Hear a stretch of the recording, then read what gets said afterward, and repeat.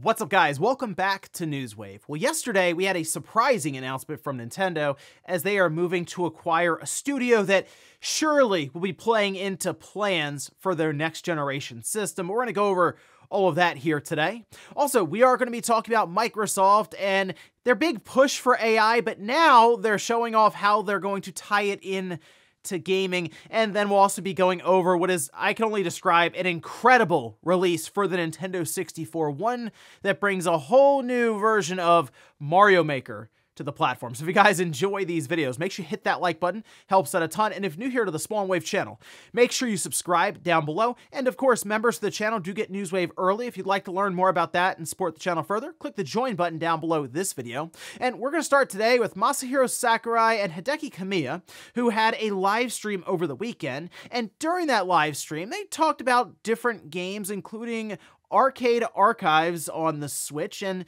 Sakurai started to talk about some annoyances when it came to starting a game and actually getting into that game, and we'll go over the quote that he actually said here, and then a follow-up for Kirby's Air Ride. This we can see transcribed over on VGC, where he says, "I feel very sorry for making the user wait. If you take 1 second from each user, that means you'll be taking 10,000 seconds from 10,000 people. The more this repeats over the years, the more time you will cause players to lose." And check this out. Sakurai revealed that the GameCube racing game Kirby Air Ride was originally supposed to have Dolby surround audio, but he chose to ditch it because it would have meant showing the Dolby logo at the start of the game for a few seconds. I mean, some kind of just contractual obligations of just showing that it's in the game through way that logo in the beginning. It's that one where you'll press start over and over and over again trying to get past, and then it fades out after a few seconds.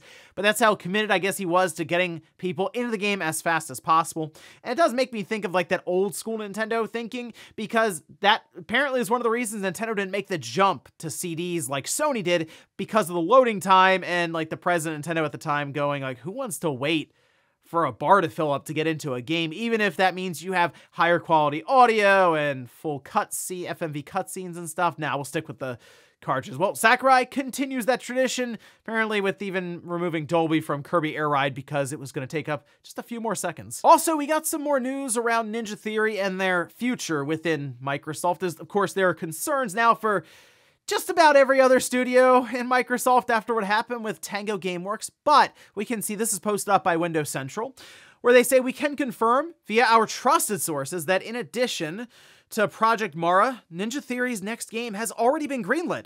There are no plans whatsoever to close the studio anytime soon." And it's funny because the Ninja Theory put out a whole statement, and it was in that like that big box with white letters like on Twitter or X, and people were concerned that that means that they were like leaving. Hey guys, Hellblade 2 is out now and we're out, like the studio's closing. No, they were just saying thank you basically, and we put a lot of effort into this game, so we hope you enjoy it, sort of thing. But it's good to hear that their next project is at least greenlit, and maybe it's Hellblade 3, maybe it's a whole new game. I guess we'll have to wait and see, and it'll probably be a couple years for that one. Oh, and I wanted to touch on this for all the college football fans out there, as we do have the release date for the new College Football 25, and this is from EA. They did put out a full trailer for it here. It is coming out July 19th. Now, they do have this available for PlayStation 5 and Xbox Series systems, so they're not doing like an Xbox One or PS4 version of the game here, but this is obviously big for college football fans because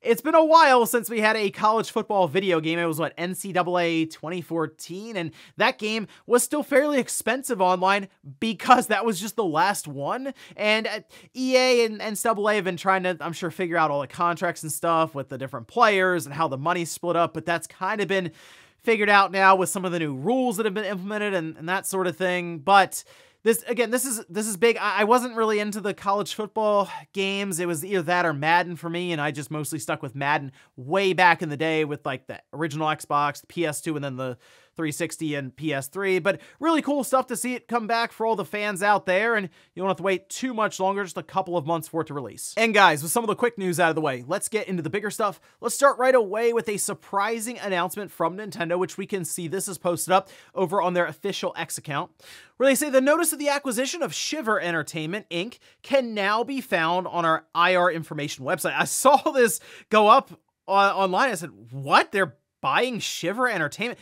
Shiver was a Embracer Group, which, okay, we see what's going on with Embracer Group, where they're mostly trying to shed expenses, and what I mean by that is studios. So I guess looking at Shiver, since they're pretty much just a port studio, and for Embracer, that is probably expendable to the point where they, okay, if we can sell them for so many millions of dollars, we're going to do that. So I feel like Nintendo probably got Shiver Entertainment pretty cheap, but nonetheless, we can see over on Nintendo's official website, they do mention the purpose of acquisition here. Shiver is a video game development company that develops software for multiple platforms, including Nintendo Switch. Since its establishment in 2012, Shiver has partnered with publishers and developers through commissions for large-scale title developments, and recently has worked on porting and developing software titles such as Hogwarts Legacy and Mortal Kombat 1. Nintendo will acquire 100% of the outstanding shares of Shiver and make it a wholly owned subsidiary. By welcoming Shiver's experienced and accomplished development team, Nintendo aims to secure high-level resources for porting and developing software titles. Going forward, even after it becomes a part of the Nintendo Group, Shiver's focus will remain the same, continuing commissions that port and develop software for multiple platforms, including Nintendo Switch.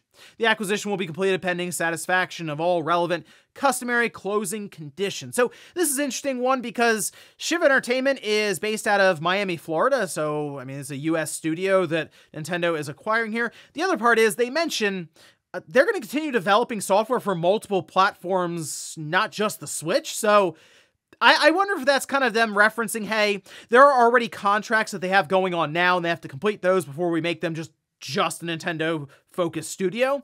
Or maybe Nintendo is going third party. No, it's possible that, hey, it's still a port studio that's bringing in money with projects outside of Nintendo, and they can continue those relationships because maybe down the road, they will still be very important for Nintendo, like this could be for Microsoft. Maybe they are working to port stuff over to the Switch or Switch 2, and they can work in collaboration with Shiver. And I think that's the biggest thing here is Nintendo has already mentioned, even with investors recently, that they expect development to get harder as they go into the next generation because that floor for fidelity where we'll probably see, we assume, we're going to see them take a shot at 4K, just in general. Well, a lot of those, we'll say, deficiencies that can be hidden by 360p or 480p in handheld mode and like 720p or less in dock mode become much more apparent, and you have to put really more into things like texture work and the graphical side of things. And Nintendo, obviously, while they do work on different art styles and ways of making their games look interesting, they're going to have to take more of a focus there as well. So having support studios, which I assume Shiver's big thing is going to be just that, helping to port games over to the Switch, maybe with third parties, or even working with first parties if they do need help getting their games to the finish line. I mean, if you look at some of the games that Nintendo is referencing for Shiver, it's like Hogwarts Legacy and Mortal Kombat 1, neither of which were incredible ports necessarily. Like, they had their issues at launch, and it took a little while to get them patched up and at least, we'll say, satisfactory. The fact that those games ran on the Switch is probably enough for Nintendo to go, okay, wow, they got Hogwarts Legacy on a system that was downclocked using a chip from 2015. I wonder what they can do when we bring the new system out and have people develop for that. So this, to me, once again, is just kind of bolstering the workforce that Nintendo has access to, especially when it comes to ports and seemingly third-party relations. So interesting stuff here to keep an eye on Shiver, and also that means that really, Embracer had them for 3 years before they sold them then to Nintendo for probably much less than they bought them for back in 2021. So Embracer is just roll it along. Next up, let's talk about an impressive release for the Nintendo 64. And this was sent to me many, many times as people were really excited at the idea of Mario Maker coming to the platform and letting you create your own Mario 64 based game. We can see this is posted up over on YouTube. This is the channel. We can see Rovertronic, and they show off what is really a ROM hack of Mario 64, but it is super impressive stuff to see this. And it's out now. I'll actually link, they did post up over on X a download to the ROM hack itself. You will still need your own Super Mario 64 ROM, so keep that in mind. I'm sure everyone out there is backing up their cartridges as we speak. But anyway, the idea here is by utilizing this, it will pull any of the customized levels or games for Mario 64 from an SD card, if you're playing, say, on an actual Nintendo 64 through one of those flash cards, or you can just play it on your PC, obviously through an emulator, and you'll be able to play other levels that people make, or you can see them building out all different kinds of levels, and it is really, really cool to see this because we have Super Mario Maker and then Super Mario Maker 2. That was still in the vein of, okay, this is a 2D game, and people have thought about the idea of it'd be really fun if Nintendo approached a 3D-based Mario Maker game. Well, technically, the community was able to beat them to it,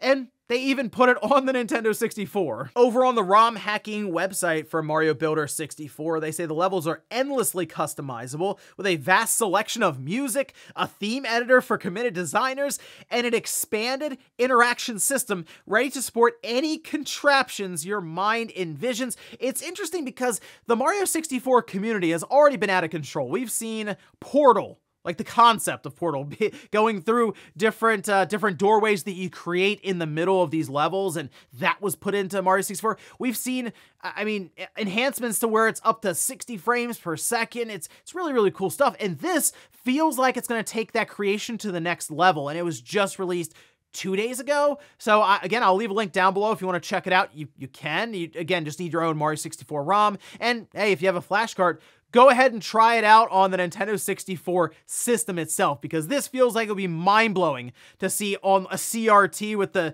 N64 hooked up. Next up, let's talk about Microsoft and their big push for artificial intelligence being built into Windows, and seemingly their next game console. And this is something that's been theorized quite a bit, as I guess you could look at that as one of the biggest technological leaps we've ever seen between generations in gaming specifically. And it was shown off a bit actually yesterday, as Microsoft had an entire event talking about AI, as well as some pretty good looking Surface devices. They had a laptop and like the tablet with the clip-on keyboard and stuff.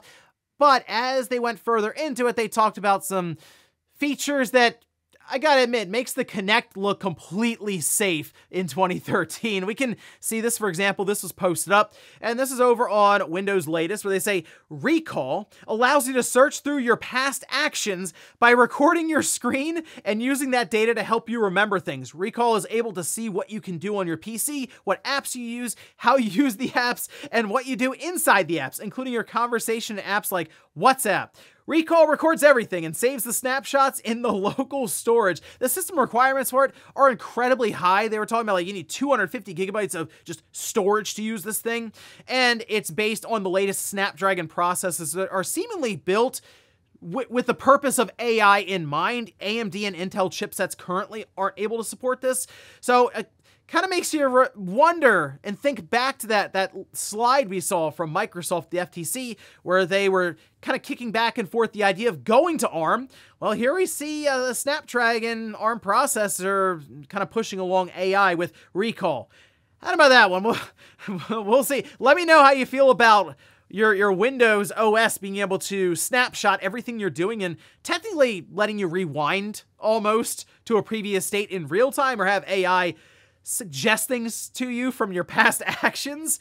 Anyway, the other part of this has to do with Copilot in games. Now, this was showcased, and Rich DeMuro did post up about 20 seconds or so of a person interacting with Copilot in Minecraft. Take a look. And I will admit, that is pretty impressive. The idea is the AI, or the Copilot, would be able to see what you have on screen and suggest solutions or directions on how you can accomplish whatever you're asking it. And that, to me, is the biggest part about this whole AI revolution, is its ability to recognize without you having to describe exactly what you are looking at. So if you, for example, go and maybe online and look for a game guide or a YouTube video that would work to solve this for you, there's a lot you'd have to essentially explain or search for to figure this out. Whereas in this case, you ask it something and it comes back to you in a few seconds and will point you in the direction while you are playing the game outright. And while for myself, and I'm sure many people who are watching who play games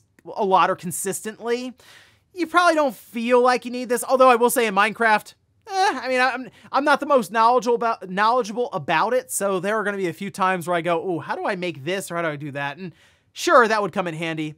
But for people who really are not as into games and are maybe picking it up for the first time, this would be something that I think would break down one of those barriers of entry, is the concern around just getting stuck and kind of throwing the game to the side and moving on. This could work to kind of keep them involved and feel like they're accomplishing things consistently by themselves. And keep in mind, this is just one use case they're showing. I do wonder what plans Microsoft has going into their next generation. If AI is going to be a key component, and I believe it will, is this something that would be completely built in to the system to do other tasks within it? Like we're seeing Recall, is there something they can do to where you fire up your Xbox or whatever they call the next system, and you're able to essentially navigate around and do stuff without the controller at all until you get into the game?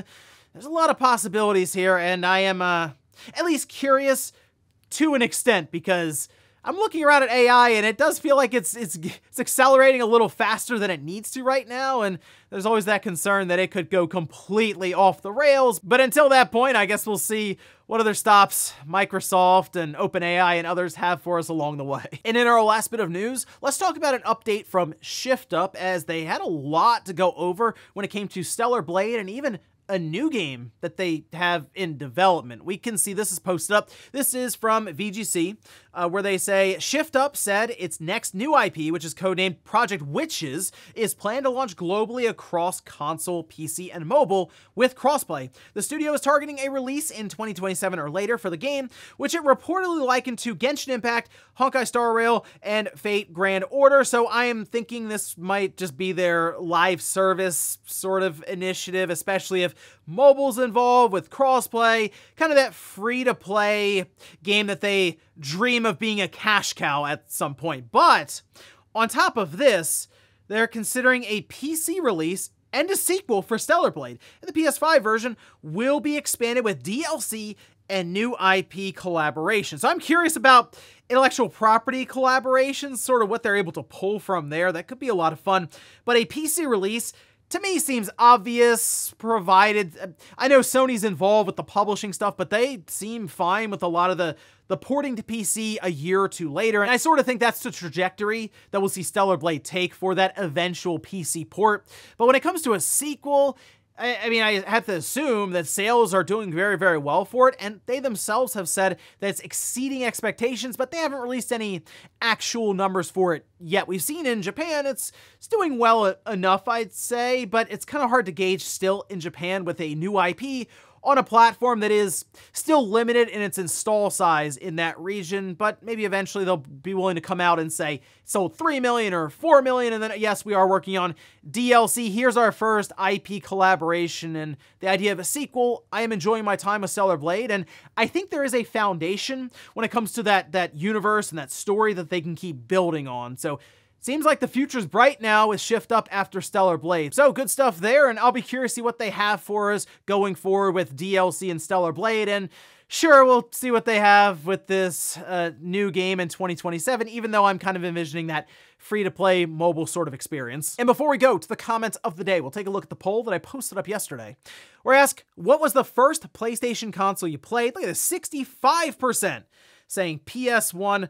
Bunch of us old people in here, but hey, good system to start with there. It was a very exciting time when that came out. PS2, also exciting time there at 23% of people. Then 7% on the PS3, 4% on the PS4. And look, there's 2% of people, first PlayStation console ever was the PlayStation 5, which to me means that, well, you have a lot to look forward to if we do start getting PS2 games into the PlayStation Plus Premium, and maybe we eventually see native PS3 support. But yeah, the split doesn't surprise me too much necessarily, especially when I look at the demographics for the channel. It does tend to be older gamers, so I mean, the PS1, come on, absolute classic from back in the day, along with the PS2.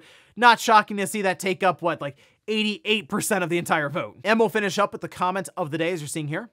This is from Waves, who says, Sony's handheld needs to not use proprietary memory cards if they want it to succeed. It killed the Vita and will kill any future handhelds as well.